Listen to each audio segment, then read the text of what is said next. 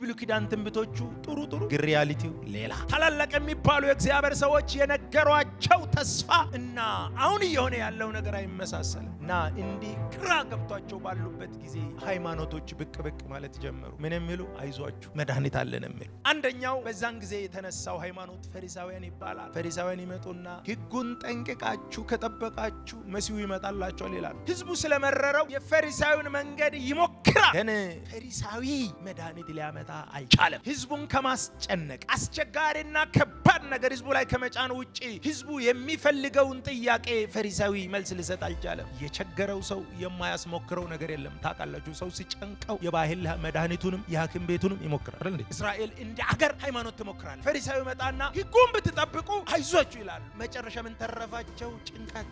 ሌላ ቡድን ደግሞ መጣ። ሰዱቃውያን የሚባሉ መጡና የድሮን የአሮን ክህነት መቅደስ ውስጥ ካልመለሳችሁ፣ በጎች በሬዎችና በጎችን ካላመጣችሁ እስራኤል ክብሯ ሊመለስ አይችልም፣ በአሮን ስርዓት ነው የሚመለሰው ብሎ ሰዱቃውያን መቅደስ ውስጥ ህዝቡ ደግሞ በሬ ያመጣ፣ ኤልያ መጣ፣ ድሃ የሆነ ሰው እርግብ ያመጣ፣ ቀጠለ። ግን ስቲል መድኃኒት የለም። ሶስተኛ ቡድን ሄሮድሳውያን የሚባሉ እስራኤል ነፃ እንድትወጣ ካስፈለገ ከፖለቲካ ጋር ጠጋ ብሎ በዲፕሎማሲ በመግባባት ነፃነታችንን እንቀዳጃለን ብሎ ከፖለቲካ ጋር የሚገናኙ ቡድኖች አሉ፣ ሄሮድሳውያን የሚባሉ። እነሱም ተስፋ ሰጡ እንጂ የለም። ማቴዎስ ወንጌል ምዕራፍ 6 ከቁጥር 7 ጀምሮ ቁጥር 5 ጀምሬ ላንበብ እንደ ሐሳቡ እንዲያያዝ። ስትጸልዩ እንደ ግብዞች አትሁኑ፣ ለሰው ይታዩ ዘንድ በምኩራብ በመንገድ ማዕዘን ቆመው መጸለይን ይወዳሉና እውነት እላችኋለሁ ዋጋቸውን ተቀብለዋል። አንተ ግን ስትጸልይ ወደ እልፍኝህ ግባ፣ መዝጊያህንም ዘግተህ በስውር ላለው አባትህ ጸልይ። በስውር የሚያይ አባትህ በግልጥ ይከፍልሃል። አሕዛብ በመናገራቸው ብዛት እንዲሰሙ ይመስላቸዋልና ስትጸልዩ እንደነርሱ በከንቱ አትድገሙ።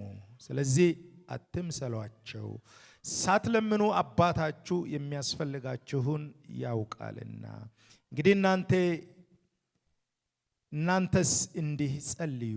በሰማያት የምትኖር አባታችን ሆይ ስምህ ይቀደስ፣ መንግሥትህ ትምጣ፣ ፈቃድህ በሰማይ እንደሆነች እንዲሁ በምድር ትሁን። የዕለት እንጀራችንን ዛሬ ስጠን፣ እኛን ደግሞ የበደሉንን ይቅር እንደምንል በደላችንን ይቅር በለን፣ ከክፉ አድነን እንጂ ወደ ፈተና አታግባን፣ መንግሥት ያንተ ናትና ኃይልም ክብርም ለዘላለሙ አሜን።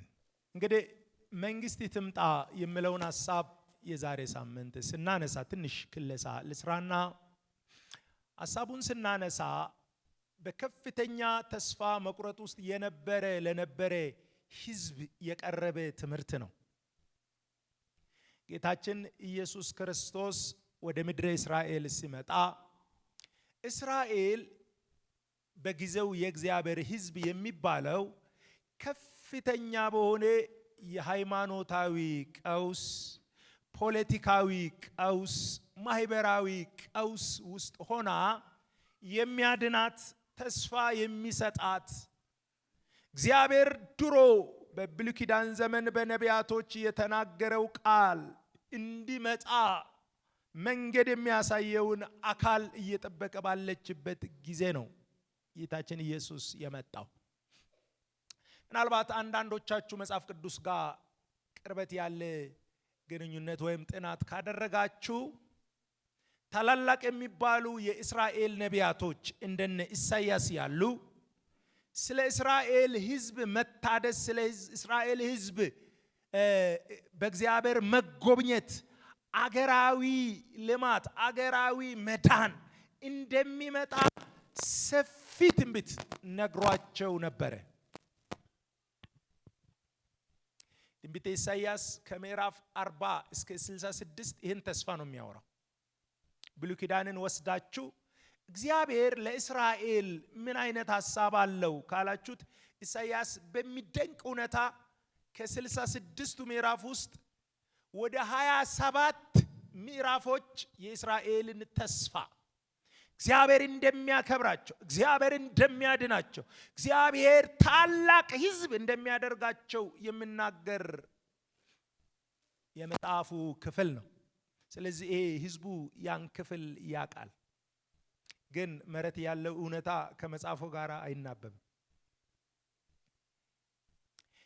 ትንቢተ ኤርምያስን ብታጠኑ ብዙ የማስጠንቀቂያ መልእክት የያዘ ቢሆንም ገና ከምዕራፍ 3 ጀምሮ እግዚአብሔር እንደገና አንድ እረኛ ለእስራኤል እንደሚያነሳ የተበተነው የእስራኤል ቤት ተሰብስቦ በአንድ እረኛ ስር እንደሚገዛ በጥበብ በእውቀት በማስተዋል ሕዝቡን የሚመግቡ እረኞች እንደሚነሱ እግዚአብሔር ትንቢት ነግሯቸዋል። ትንቢተ ሕዝቅኤል ጋር ሄደው 48 ምዕራፍ አለው። ከ48ቱ ምዕራፍ ውስጥ ከምዕራፍ 36 ጀምሮ እግዚአብሔር እስራኤል የሚባለውን አገርና ሕዝብ እንደገና እንደሚያድስ የሚደንቅ ትንቢት ተነግሮላቸዋል። ምዕራፍ 36 ላይ ድንጋይ ልብ አውጥቶ የሥጋን ልብ እንደሚከት መንፈሱን በውስጣቸው እንደሚያደርግ፣ ምዕራፍ 37 የደረቁ አጥንቶች እንደገና እንደሚነሱ ታላቅ ሰራዊት እንደሚሆኑ የተበተነችው እስራኤል ተመልሳ አገር እንደምትሆን እግዚአብሔር በሚገርም ምሳሌያዊ ንግግር የደረቁ አጥንቶች የሞቱ ጠፉ የተባሉ እንደሚመልስ ትንቢት ነግሯቸዋል።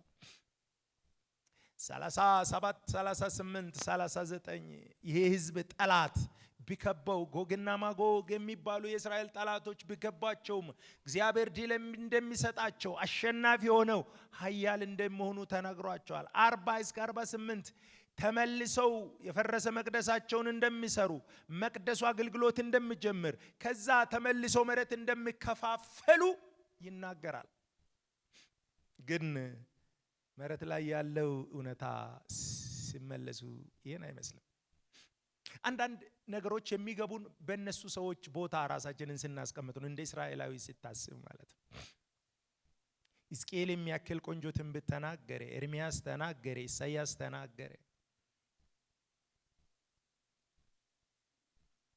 እነ ዳንኤል ጋር መጣችሁ ደግሞ ስታነቡ ዳንኤል ዓለም ላይ የገነኑት መንግስታት ሁሉ ተፈጭተው በእስራኤሉ መሲህ ተፈጭተው እንደ እብቅ ተነስተው ጠፍቶ የእግዚአብሔር መንግስት በመሲሁ በኩል የሚመጣ ብቻውን እንደሚገዛ ይናገራል። እነሱ ሳዩ ግን መሬት ላይ ያለው እውነታ ይሄ አይደለም። ያው ሁሉንም ትንቢቶች 17 ትንቢቱንም ካነሳው ጊዜ ስለማይበቃኝ እስራኤል ይሄ ሁሉ ተስፋ ነበረው። ግን ሪያሊቲው ምንድነው? ባቢሎን 70 ዓመት ገዛቸው። ከባቢሎን በኋላ ፋርስ መጣና ገዛቸው። ቅሮስ የሚባለው የፋርስ ንጉስ ሲገዛ እግዚአብሔር ባለው ቃል መሰረት ወደ ምድራቸው መመለስ ሆነ። ቢመለሱም አሁንም ፋርሶች በቅኝ አዙር ይገዛቸዋል። አይዛብ እየተፈራረቁ ያስጨንቃቸዋል። መቅደስ እንዳይሰሩ ይከለክላቸዋል። እንዳያመልኩ ይከለክላቸዋል። ፋርስ ሲወድቅ ግሪኮች መጡና ደግሞ አስጨነቋቸው። መቅደሳቸው ውስጥ እሪያ ሰውባቸው፣ መጻሕፍቶቻቸውን አቃጠሉባቸው። ግሪኮች ተሸነፉ። ሮም መጣ ሲባል ደግሞ ሮም መጣና የባዕድ አምልኮውን በየዓለሙ በየአገሩ እያስፋፋ ሃይማኖት ነጻነት የሚፈቅድ መስሎ ግን ከጣሊያ ከሮም ሰዎችን አምጥቶ በእነሱ ላይ የሾሜ ግብር ያስገብራቸዋል። አንዳንዴ የተነገራችሁና እየሆነ ያለው ነገር ሲጣረስ ተስፋ ትቆርጣላችሁ። እስራኤል እንደዚህ አይነት ሁኔታ ውስጥ ነበር። የብሉይ ኪዳን ትንቢቶቹ ጥሩ ግን ሪያሊቲው ሌላ። ታላላቅ የሚባሉ የእግዚአብሔር ሰዎች የነገሯቸው ተስፋ እና አሁን እየሆነ ያለው ነገር አይመሳሰልም። እና እንዲህ ግራ ገብቷቸው ባሉበት ጊዜ ሃይማኖቶች ብቅ ማለት ጀመሩ። ምን የሚሉ? አይዟችሁ መድኃኒት አለን የሚሉ። አንደኛው በዛን ጊዜ የተነሳው ሃይማኖት ፈሪሳውያን ይባላል። ፈሪሳውያን ይመጡና ሕጉን ጠንቅቃችሁ ከጠበቃችሁ መሲሁ ይመጣላችኋል ይላሉ። ሕዝቡ ስለመረረው የፈሪሳዊውን መንገድ ይሞክራል። ግን ፈሪሳዊ መድኃኒት ሊያመጣ አይቻልም። ሕዝቡን ከማስጨነቅ አስቸጋሪና ከባድ ነገር ሕዝቡ ላይ ከመጫን ውጪ ሕዝቡ የሚፈልገውን ጥያቄ ፈሪሳዊ መልስ ሊሰጥ አልቻለም። የቸገረው ሰው የማያስሞክረው ነገር የለም። ታውቃላችሁ፣ ሰው ሲጨንቀው የባህል መድኃኒቱንም የሐኪም ቤቱንም ይሞክራል አይደል እንዴ? እስራኤል እንደ አገር ሃይማኖት ትሞክራለች። ፈሪሳዊ መጣና ሕጉን ብትጠብቁ አይዟችሁ ይላሉ። ግን መጨረሻ ምን ተረፋቸው? ጭንቀት። ሌላ ቡድን ደግሞ መጣ። ሰዱቃውያን የሚባሉ መጡና የድሮን የአሮን ክህነት መቅደስ ውስጥ ካልመለሳችሁ፣ በጎች በሬዎችና በጎችን ካላመጣችሁ እስራኤል ክብሯ ሊመለስ አይችልም፣ በአሮን ስርዓት ነው የሚመለሰው ብሎ ሰዱቃውያን መቅደስ ውስጥ፣ ህዝቡ ደግሞ በሬ ያመጣ፣ ፍየል ያመጣ፣ ድሃ የሆነ ሰው እርግብ ያመጣ ቀጠለ። ግን እስቲል መድኃኒት የለም። ሶስተኛ ቡድን ሄሮድሳውያን የሚባሉ እስራኤል ነፃ እንድትወጣ ካስፈለገ ከፖለቲካ ጋር ጠጋ ብሎ በዲፕሎማሲ በመግባባት ነፃነታችንን እንቀዳጃለን ብሎ ከፖለቲካ ጋር የሚገናኙ ቡድኖች አሉ፣ ሄሮድሳውያን የሚባሉ። እነሱም ተስፋ ሰጡ እንጂ የለም። አራተኛ ቡድን ኢሴንስ ይባላሉ። ቀጥታ መጽሐፍ ቅዱስ ውስጥ ይሄን ቃል ባታገኙም የባህታውያን ቡድን፣ እነሱ ደግሞ ምን ይላሉ?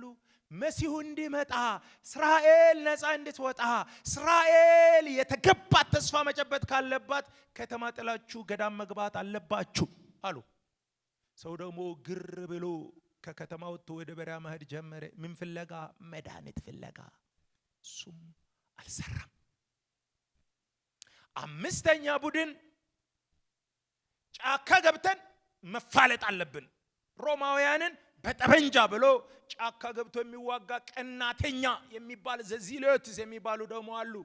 እነሱ ደግሞ በወታደራዊ ኃይል የእስራኤልን ክብር መመለስ፣ የእስራኤልን ተስፋ መመለስ ብሎ አሉ። ገቡ፣ ተስፋ የለም፣ ሁሉም ዜሮ። ህዝቡ እንደዚህ ግራ በገባበት አንድ ንጉስ መጣ። ክብር ለኢየሱስ። አንድ ንጉስ መጣ፣ እንዲህ አለ፣ እነዚህ ሁሉ አይጠቅሙም፣ መንግስት ትምጣ። የእግዚአብሔር መንግስት ብቻ የእስራኤልን ጥያቄ ይፈታል። ስለዚህ መጣና ንስሐ ግቡ። ስድስተኛ ሃይማኖት ይዤ አልመጣሁም። ምን መጣ? መንግስትን ይዤ መጥቻለሁና ንስሐ ግቡ። መንግስተ ሰማያት፣ የሰማይ አገዛዝ፣ የሰማይ አመራር፣ የሰማይ አኗኗር ይዤ መጥቻለሁና የድሮን አስተሳሰብ ተው፣ የፈሪሳዊውን ተው፣ የሰዱቃዊውን ተው፣ የሄሮድሳውያንን ተው፣ የኢሰንስን ተው፣ የቀናተኛን ተው። አንድ መድኃኒት መጥቷል። የእግዚአብሔር መንግስት ወደ እናንተ ቀርባለች። ህዝብ ውስጥ በታላቅ ድምፅ መንግስት ትምጣ ይበል።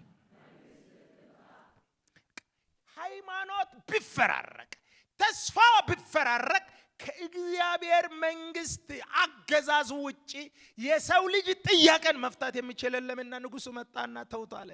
ንስሐ ግቡ ማለት አቋም ቀይሩ ማለት ነው። የትላንቱ ያዋጣው ጫካ ያላችሁ ኑ።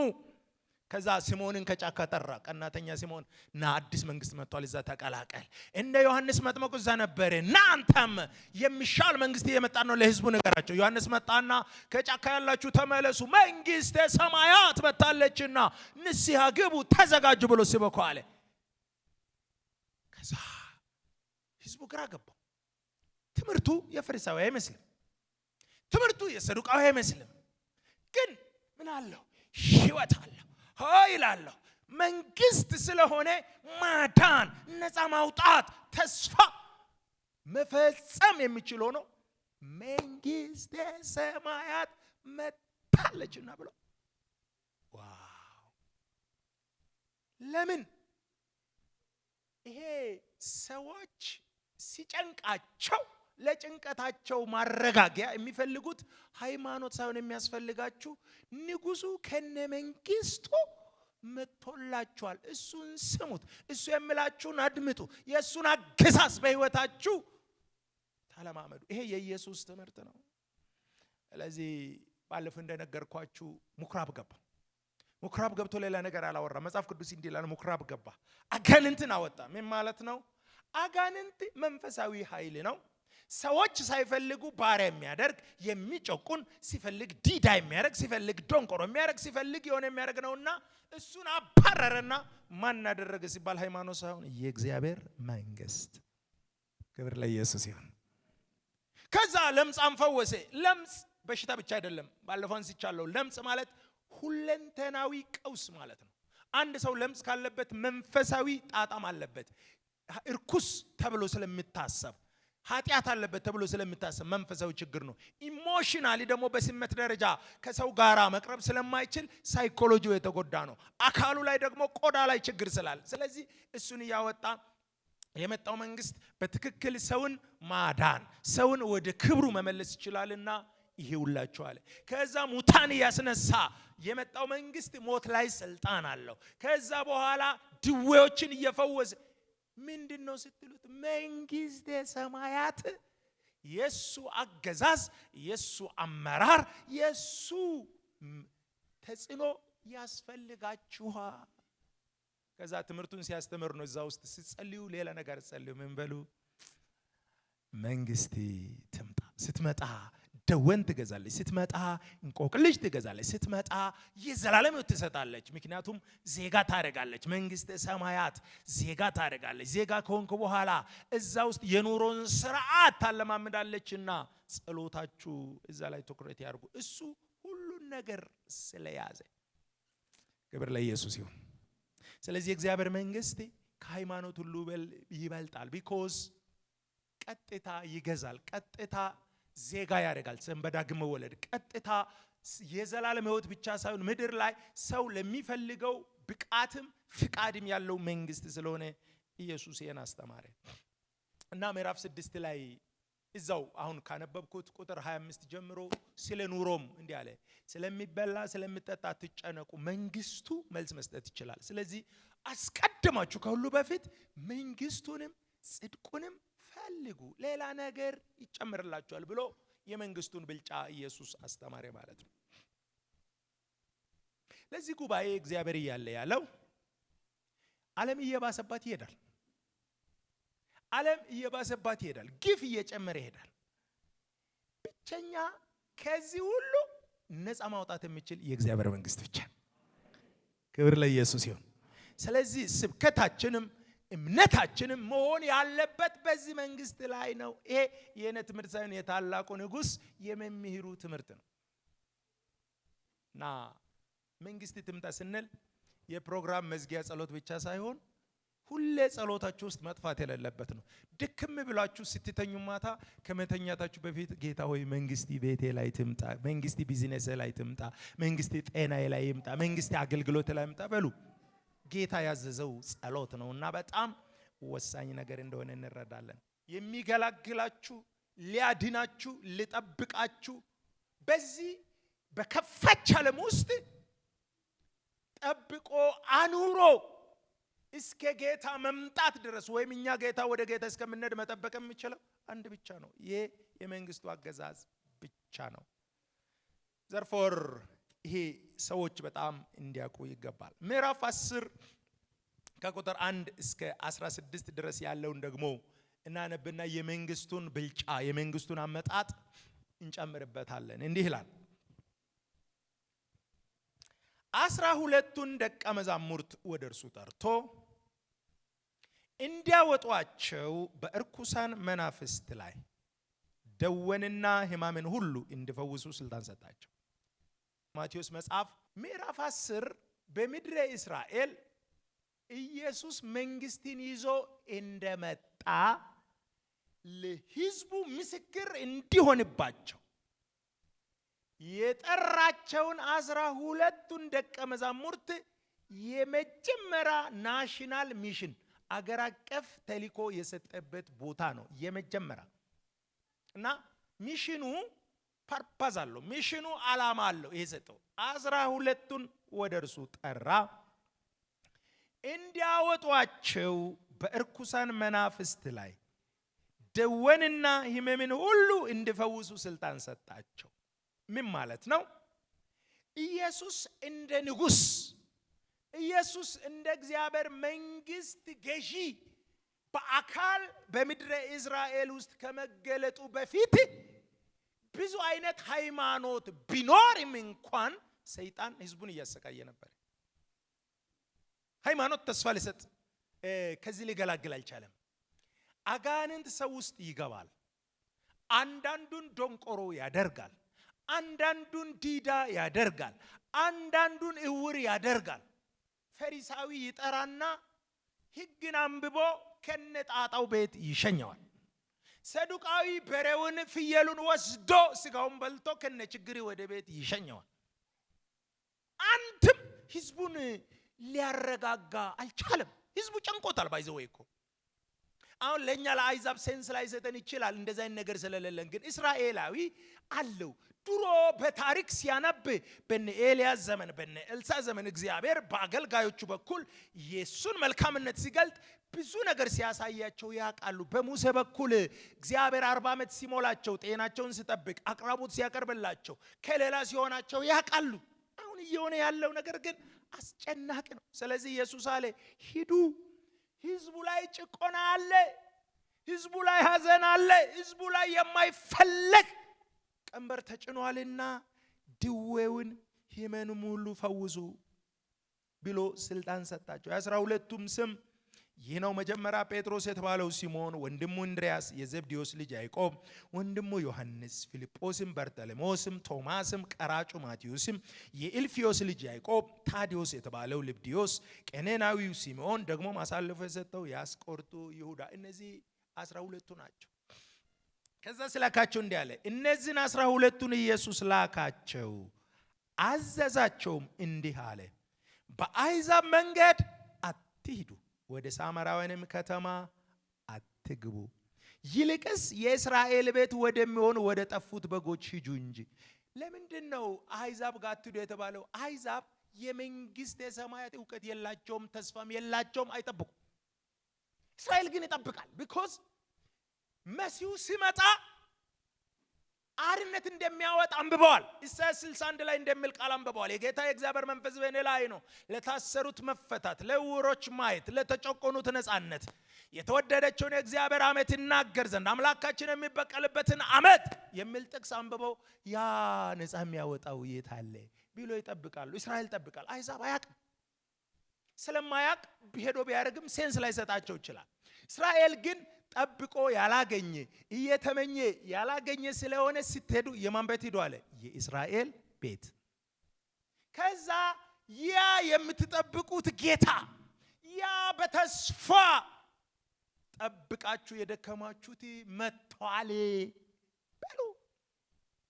ትንቢተ ሚልክያስ ምዕራፍ 3 እንዲህ ይላል፣ የምትጠብቁት ጌታ ድንገት ወደ መቅደሱ።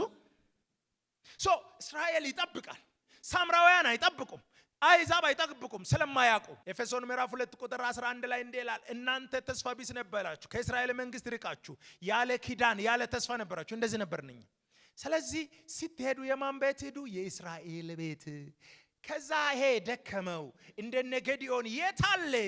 ድሮ ባህር የከፍለ ነበረው፣ ድሮ ከሰማይ መና ይሰጠ ነበረው፣ ድሮ አማሌቅን ይመታ ነበረው የታለ ለሚለው ህዝብ እንዲበሉ ንጉሱ መጥቷል።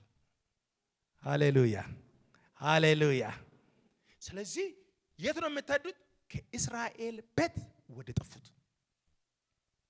ከዛ ስትሄዱ እንድትላላችሁ ይላል ቁጥር 7 ሄዳችሁም መንግስተ ሰማያት ቀርባለች። ሌላ ነገር አይደለም የመጣው። የሚገዛ መንግስት፣ የሚገላግል መንግስት፣ ተስፋ ብቻ ሳይሆን አካል የሚያስለብስ መንግስት። ስትፈልጉ ዜጋ ያደርጋችኋል። ዜጋ ካደ ዜጋ ማለት እዛ ውስጥ ትገባላችሁ። ከዛ በኋላ ኑሮውን፣ ነፃነቱን፣ እግዚአብሔር የተናገረውን ነገር የምትጨብጡበት መንግስት ይዞ አንድ ንጉስ መጥቷል። ስለዚህ ሂዱና ለእስራኤል እንዲህ በሉ፣ መንግስተ ሰማያት መጣለች። 7ኛ ሃይማኖት አይደለም፣ 8ኛ ሃይማኖት አይደለም፣ መንግስተ ሰማያት ቀርባለች ብላችሁ ስበኩ። ልክ ስትሰብኩ ምን ታደርጋላችሁ? ድዌን ፈውሱ፣ ሙታንን አስነሱ፣ ለምጻሞችን አንጹ፣ አጋንንትን አውጡ። ምን ማለት ነው? እነዚህ የሌላ የክፉ መንግስት መገለጫዎች ናቸው። ደዌ፣ አጋንንት፣ ጭንገፋ፣ ሞት ያለ ጊዜ ሰይጣን የሚያመጣቸው ነገሮችን የጨለመው መንግስት ነውና እሱን ገልብጡ። ከዛ ሰው ይጠይቃል፣ ምንድነው ሰሞኑን እዚህ አካባቢ የሆነ ያለው ነገር ካላችሁ አዲስ መንግስት መጣል በል። ሃሌሉያ። የመንግስቱ መምጣት ማጣሪያ ሰይጣን የጫነውን ገልብጡ፣ ሰይጣን የተከለውን ንቀሉ፣ ሰይጣን ያደረገውን በሙሉ አፍርሱና ህዝቡን ምንድነው ስትሉት መንግስት መጥቷል። ማን ይዞ መጥቷል? ንጉሱ። ስሙ ማን ይባላል? ኢየሱስ። ኢየሱስ ማን ነው? ለዘመናት የሚጠበቀው አዳኝ። ሃሌሉያ። ስለዚህ ህዝቡ ግርም ይላል።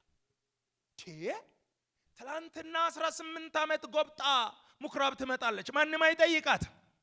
ከዛ ምኩራብ ገባና ሉቃስ 13 ላይ እንዲህ አለ፣ ቀና በይ አለ። ምንድነው ስል አንድ መንግስት መጥቷል፣ ሰይጣን ያጎበጠውን ቀና የሚያደርግ።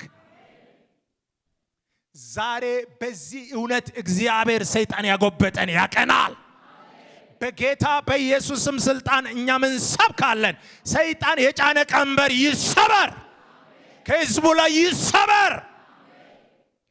ስበኩ። ምን መንግስት ጉብጠትን ቀና ያደርጋል። ምኩራብ ገባ። አንዱ ሰው ዲዳም ነው እውርም ነው። ከዛ በኋላ ሰው አያውቅም፣ ይሄ እውር ነው የተፈጥሮ ነው ሲባል ኢየሱስ ዲዳው እንድናገር አይኑ እንደበራረገ። ከዛ ሰው ግራ ገባውና ምን አሉ? ይሄ የሚገርም ነገር ነው። እንዴት ነው ሲሉ ፈሪሳውያን እንዲህ አሉ፣ ይሄ የኛን ሃይማኖት ስለማይመስል በብዑል ዘበል ነው አለ። ኢየሱስ እንዲህ አለ፣ እናንተ ሃይማኖት ብቻ ነው የምታውቁት፣ ጉዳዩ የመንግስት ለመንግስት ግጭት ነው አለ። ትላንትና ይሄን ሰውዬ ውርድ ያደረገው ሌላ መንግስት ነው። አሁን አዲስ መንግስት መጥቶ ነው ያወጣው። መንግስት ሰይጣን ራሱን ካወጣ አይጸናም። መንግስት የራሱን መንግስት አያወጣም። አንድ ካድሬ ተልኮ ሄዶ አንድ ሰፈር ላይ አያፈርስም። አንድ ዓላማ ነው የሚሰሩት። እኔ ግን በእግዚአብሔር ጣት አጋንንትን የማወጣ ከሆነ ምን ወደ እናንተ ደርሳለች? መንግስተ ሰማያት ወደ እናንተ። ስለዚህ ማንም ሌላ ተስፋ ሊሰጥ አልችልም። እኔ አገልጋይ ተስፋ ሊሰጣችሁ አልችልም። ስበክ ነው የተባልኩት። ምን አለ? መንግስት። ከዛ ሰይጣን የሰራውን መቀልበስ፣ ሰይጣን የተከለውን ማፍረስ፣ ሰይጣን ያዘጋጀውን መሰረዝ የሚችል የጌታ መንግስት አለ። ሃሌሉያ። ከዚህ ቃል ጋር እግዚአብሔር ነፃ ያወጣናል። ጓዳ የተቆለፈን እግዚአብሔር ይከፍታል። ሰይጣን የጫነብንን እግዚአብሔር ይጥለዋል። ለምን? የሱ መንግስት ያን ማድረግ ይችላል።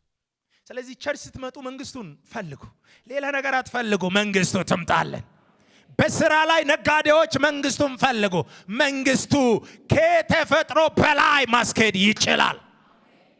ሌላ እኮ ተስፋ የለም። እውነትን ነው የምላችሁ። there is no hope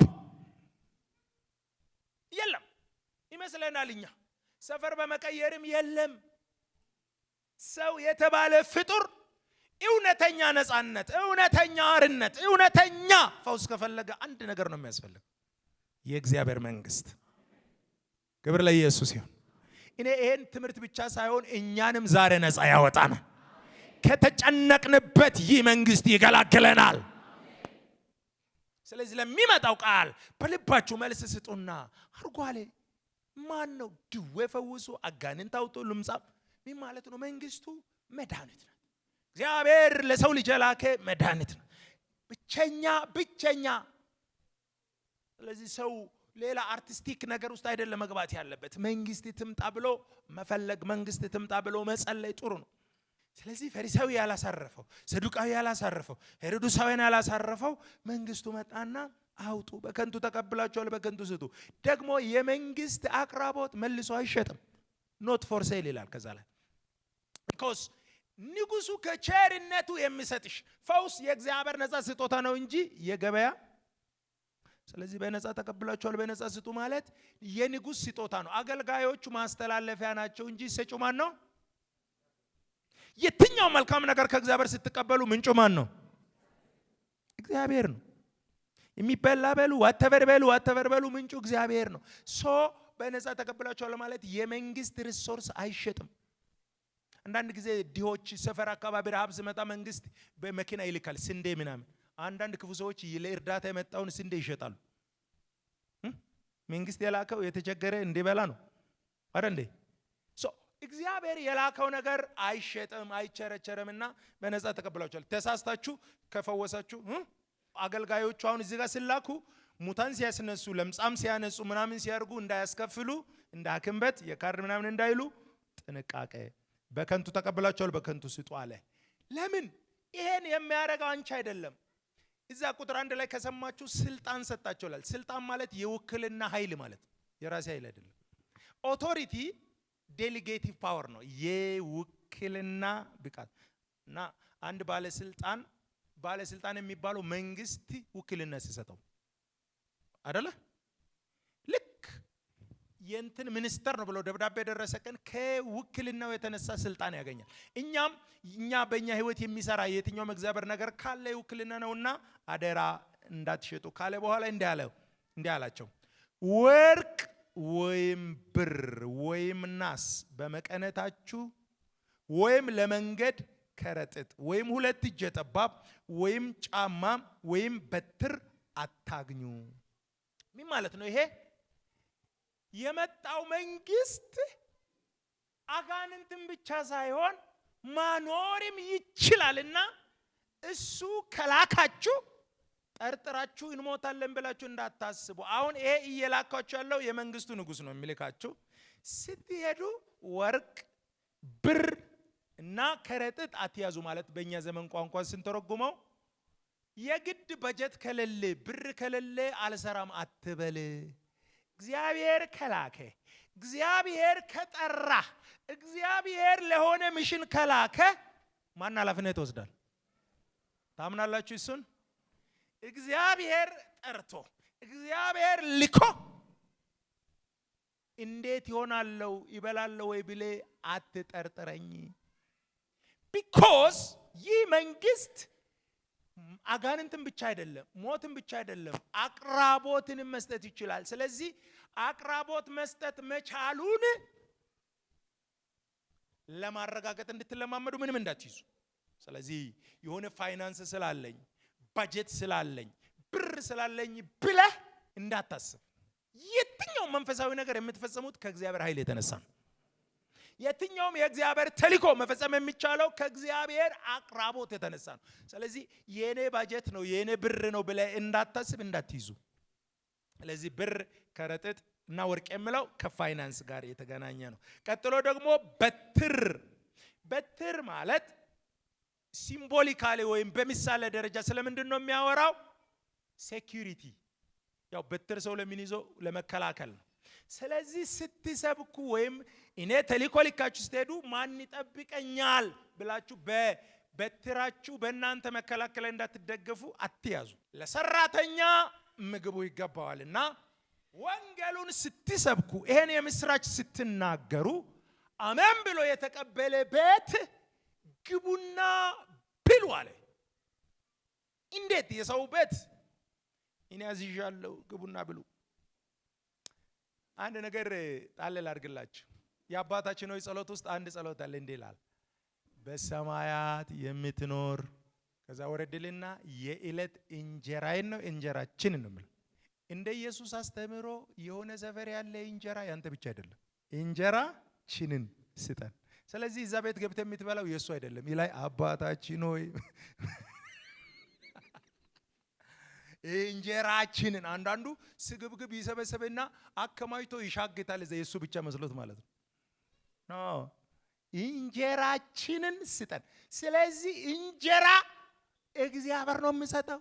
አንዳንዴ ይመስለናል እግዚአብሔር ብዙ ቢሰጠን ብዙ ዲስትሪቢዩት እንድናረግ ከመንግስቱ ሜንታሊቲ በመንግስቱ አዋካለን እንደዚህ እንድናረግ ነው። ግን አባታችን ይሄ ኢንዲቪጁዋሊዝም ግለኝነትን ሲመታ ነው። እሱ ግለኝነት የሚባል የለም። አካል ላይ ስትኖር አንዱ ጋር ያለው ሪሶርስ የሌላ ነውና አባታችን የጋራ ነው። እንጀራችንን ስጠን። ስለዚህ ሄደ ሰብከ የት በላለው ብትል አሜን ብለው የተቀበለ ግባ። እንጀራው ማን ነው የሰጠው? አባት ነው የሰጠው። ሲፈቅድ ነው የምትበላው። ጌታችን ኢየሱስ ክርስቶስ እንጀራ ሲያባዛ እንዲህ ይላል፣ 5000 ህዝብ መጣ። የነበረው 2 ዓሳና 5 እንጀራ ነው። ግን አመሰገነ ይላል እግዚአብሔርንና ለህዝቡ አልሰጠም። ኢየሱስ ለማን ሰጠ? ለደቀ መዛሙርቱ። ከዛ ደቀ መዛሙርቱ ለህዝቡ። የበዛ ነገር አይደለም ኢየሱስ የሰጠው፣ ያቺ የተጸለየበት። ከዛ አንድ የራስን የሚክል ወስደ ስታካፍል ይበዛል፣ ስትሰጥ ይበዛል። ራስ ጋር ካቆየ ያልቃል። እና እንጀራው 5000 ህዝብ የመገበው ስታካፍል ነው፣ ሲሄድ ነው። እና ይሄ የኪንግደም ፕሮቪዥን የእግዚአብሔር መንግስት አቅራቦትን ስናስብ ምንጭ እግዚአብሔር ነው። ለዛ ነው ምግብ ላይ ጌታው ያብዛልን እኮ አይደለም፣ ምስጋና ምንጩ አንተ ነው፣ ተመስገን። ይሄ የሰጠን ቁርስ ቆሎም ይሁን ውሃም ይሁን ዋደቨር ይሁን የሰጠን አንተ ነህ ብለን እውቅና መስጠት ያስፈልጋል። ምክንያቱም የእንጀራ ምንጭ ማን ነው? እግዚአብሔር ነው። ገብታችሁ ብሉ። ለምን? አዘጋጅቻለሁ። እግዚአብሔር ያዘጋጃል። አንድ የመንግስት ስሙ ምን ይባላል? ጆቫ ጃይሬ ማለት እግዚአብሔር አቅራቢያችን ነው። ሃሌሉያ። ስለዚህ ሲጎልባችሁ ሌላ አትጥሩ። ጆቫ ጃይሬ ያህዌ ይሪ፣ እግዚአብሔር አቅራቢዬ በሉት።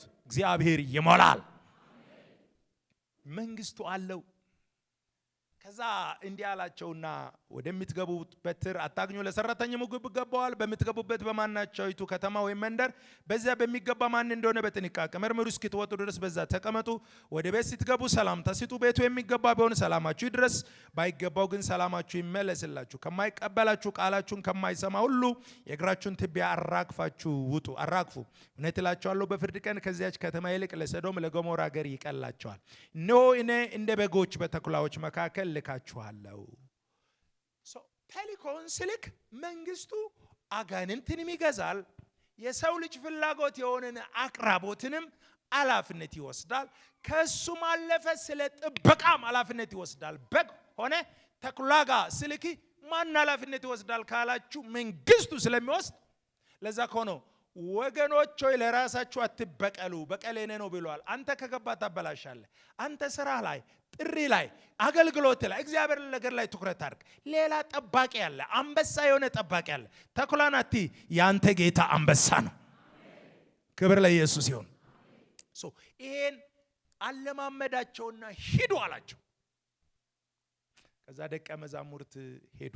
የሉቃስ ወንጌል ምዕራፍ 9 ቁጥር 10 ላይ እንዲህ ይላል፣ ሐዋርያትም ተመልሰው ያደረጉትን ሁሉ ነገሩት። ያደረጉትን ሁሉ ነገሩት ማለት የሰጣቸው ስልጣን የእግዚአብሔር መንግስት ስለሆነ ዴሊጌቲቭ የውክልና ስልጣን ስለሆነ እግዚአብሔር ስለወከለ ሁሉ ነገር ተገዛል። አጋንንት ተገዝቶላቸዋል፣ ድዌ ተገዝቶላቸዋል፣ ሙታን ተገዝቶላቸዋል። ሁሉ ነገር የሚበሉት አላጡም፣ የሚለብሱት አላጡም፣ አደጋ አልደረሰባቸው። ስለዚህ ቼክ አረገ። እንዴት ነው ጉዞ ሲባል ይገርማል አሉ። ዝርዝሩ ባይገባንም የሚደንቅ ነው። የሚንበላ አላጣንም፣ የምንለብሰው አላጣንም፣ ጠላት አላጠቃንም፣ አጋንንት እምቢ አላለንም፣ ድዌ ተገዝቶልናል፣ ሞት ተገዝቶልናል። ገርሞናል። ብቻ እኛ እንዴት እንደሆነ አልገባንም። እስከ ዛሬ አንዳንዶቻችን ፈሪሳዊ ጋር ነበርን፣ እንደዚህ አይነት ልማድ የለንም። ሰዱቃውያን ጋር ነበርን፣ አልነበረንም። ዮሐንስ ጋር ነበርን፣ አልነበረንም። ያንተ ይለያል አለ። አው ይለያል። የእግዚአብሔር መንግስት ይለያል። የእግዚአብሔር መንግስት ይለያል። በህይወት ይለያል። ክብር ለኢየሱስ ይሁን። ስለዚህ ያደረጉትን ሁሉ ነገሩት።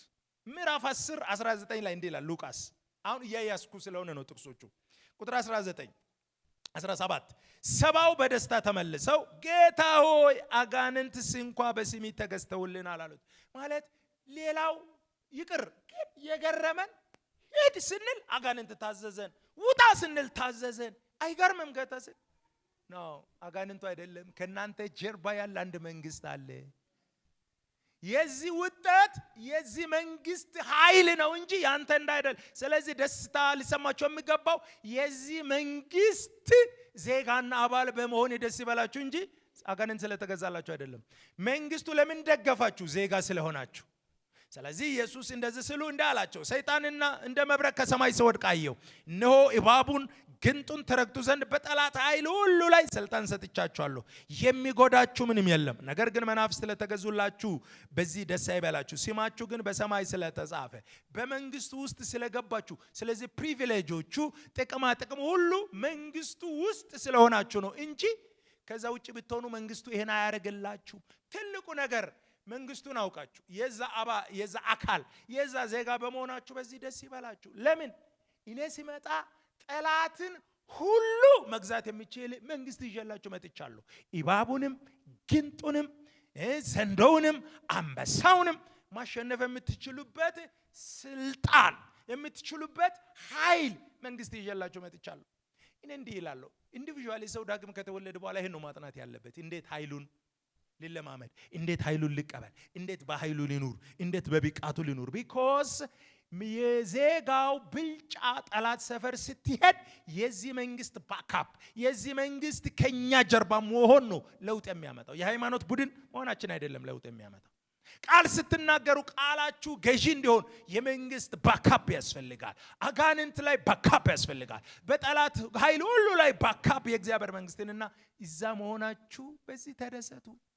ለብቻ ከመንግስቱ ውስጥ አጋንንት ተገዛለኝ ብላችሁ አጋንንቱ ላይ ትኩረት አታርጉ። መንግስቱ ነው ለውጡን የሰጣችሁ አላቸው። ና ገረማቸው።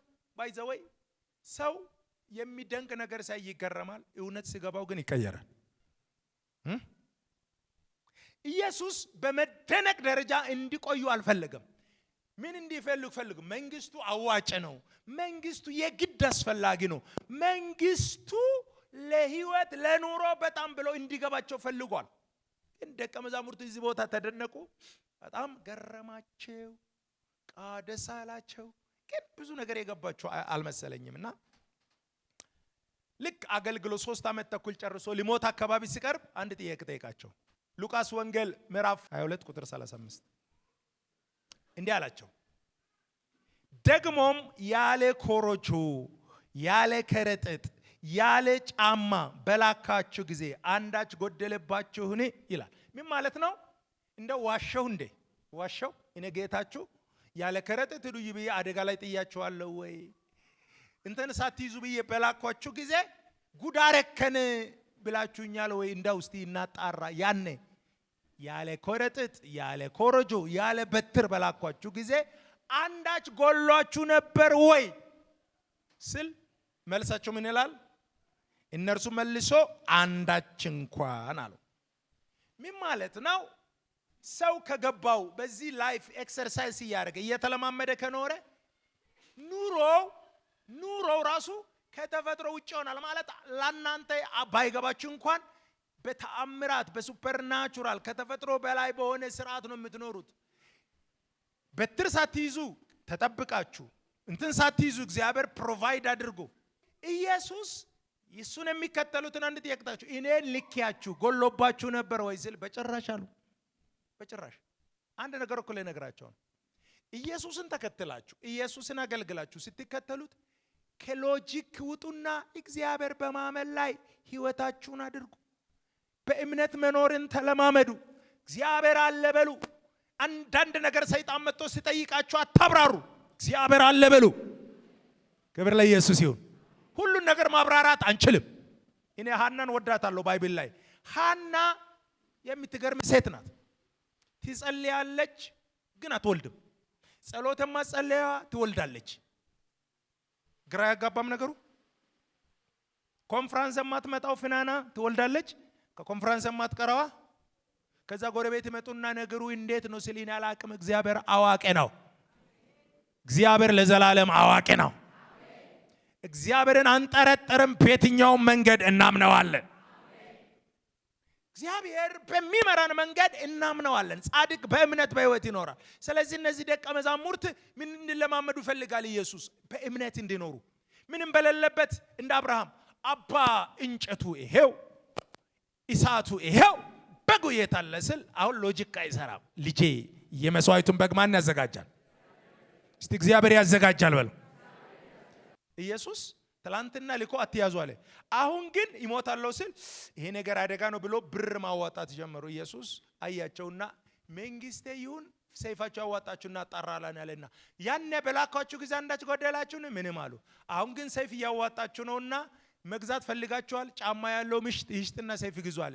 ሰይፍ ያድናችኋል እኮ አይደለም። ካላችሁ ካዋጣችሁ ጨምሩና ግዙ። እሱ ከለከለን ብላችሁ በኋላ ከዛ ወዲያው ምን አሉ? ጌታ ሆይ 2 ሰይፍ እኔ ከየት መቼ እንደገዙ አላቅም። ባይብል አይነግረንም። ከኢየሱስ ጋር ሆኖ መቼ ሰይፍ እንደገዙ ሰይፍ ደቀ መዛሙርት እነ ጴጥሮስ ደግሞ ሰይፍ ያዡ ማን ነው? ጴጥሮስ ነው። ጠርጥሮ እኮ ክፉ ቀን ቢመጣ ነው ጴጥሮስ። ከዛ ሰይፍ ይዞ ጸሎት እንደርስ እንል የአዳር ፕሮግራም ምን ይዞ መጣ? ሰይፍ ይዞ መጣ። አንዳንዴ ፕላን ቢ ያለው ሰው አስቸጋሪ ነውና ከዛ ኢየሱስ መጣና ትጉና ጸልዩ ሲል ሰይፍ ስላለ ችግር የለም አለ። ከዛ አንድ ሰዓት ጸለየና መጣና እናንተ ትጉና ጸልዩ ሲል ጌታው ችግር የለም ይላል። ለጥብ ምን አለች? ሶስተኛ መጣና ሲያዩ በቃ ተኙ አለ። ለካ የተማመኑት ምንድነው? አሁን ጴጥሮስ ጌቴሰማኒ ላይ እየተኛ ለምንድን ነው የምተኛው? ችግር የለም ይላል። ከዛ 3 ሰዓት አለቀና ልክ 3 ሰዓት ሲያልቅ መጽሐፍ እንዲህ ይላል፣ ሰይፍ ገመድና እሳት ይዞ ሰዎች መጡ። አሁን መንግስተ ሰማያት ጥበቃ ያዋጣል ወይ ሰይፍ ያዋጣል የሚለው ይጣራል። ከዛ በኋላ ልክ ሲመጡ ኢየሱስ ከጸሎት ነው የተነሳ የመንግስት ባካፕ አለው፣ የእግዚአብሔር ኃይል አለው፣ የእግዚአብሔር ጥበቃ አለው። ወታደሩ ሲመጣ ማንን ትፈልጋላችሁ ስለ ኃይል ወጣና ሁሉም ባለ ሰይፉ ባለ ገመዱ ምናምን ወደቀ። የማን ኃይል ነው ይሄ? የእግዚአብሔር መንግስት። ባለ ሰይፎቹ ደግሞ ከእንቅልፍ ብድግ ሲሉ መንፈሳዊ ኃይል የለም፣ ያላቸው ምንድነው? ሰይፍ። ከዛ ጴጥሮስ ምን አደረገ ይላል እዛ ቦታ ሰይፉን አነሳና የአንዱን ሎሌ መታ። ከዛ ምን መታ? ጆሮ። ሁለት ነገር ነው። አንደኛ ውጊያ ራሱ አይችልም። ከአሳ ማጥመድ መተ ሰይፍ አያያዝ። ጠላት መጥቶብኝ ጆሮ መምታት ማለት ምን ማለት ነው? ጠላት ማብዛት። አትገደልከው አልጎ ያልገደልከው ያልተውከው እነዚህም በለ ለካውን ኢባብን ከነካ ጭንቅላቱን መጥቶ መግደል ነው እንጂ ጭራውን ብትመታ ያሳድዳል። ባለ የጸለየው አካል ኃይል አለው ጣለ። ያኛው ግን ሰይፍ አለው መዘዘ፣ ጆሮ ቆረጠ። ስንት ሰይፍ ነው ያለው? አንድ ነው ያዘው። ሌላ አንዱ ተጨማሪ ሊኖር ይችላል ያዘ። ከዛ ኢየሱስ መሃል ገባና ብራዘር ጸልይ የሚልህ የተማመንከው ሰይፍ እንደማያድን እኮ ስለማቅ ነው። ትጋና ጸልይ የሚልህ የችግር ቀን ሰይፍ አያድንም። የገጠመ ሮም መንግስት ነው። አንዱን ብትገድል 100 ይልክልሃል፣ 12ታችሁን ይጨፈጭፋል። ስለዚህ የማትዘልቀው ነገር ለምን ትጀምራለህ? ሰይፍን ወደ ሰገባው መልስ። ሰይፍ የሚያነሳ በምን ይሞታል? ምክንያቱም ብዙ ሰይፍ ይጠብቃል፣ ትሞታለህ። ስለዚህ ለዛ ነው በላኳችሁ ጊዜ ጠየኳችሁ። አያዋጣም። የሚያዋጣው የእግዚአብሔር መንግስት ነው። በችግር ጊዜ ብራችን በምናምን የጠበቅነው አያዋጣም። የሚያዋጣው የእግዚአብሔር መንግስት ብቻ ነው። ሃሌሉያ። ከዛ በኋላ ኢየሱስ ጣልቃ ገባና እንድፈውስ ፈቀዶልኛል፣ ፈወሰ። ከዛ እነሱን እንዳትይዙ እኔን ያዙ አለ። ለምንድን ነው የሚያዘው? ትንቢት ስለሆነ ነው እንጂ ኃይል አጥቶ አይደለም።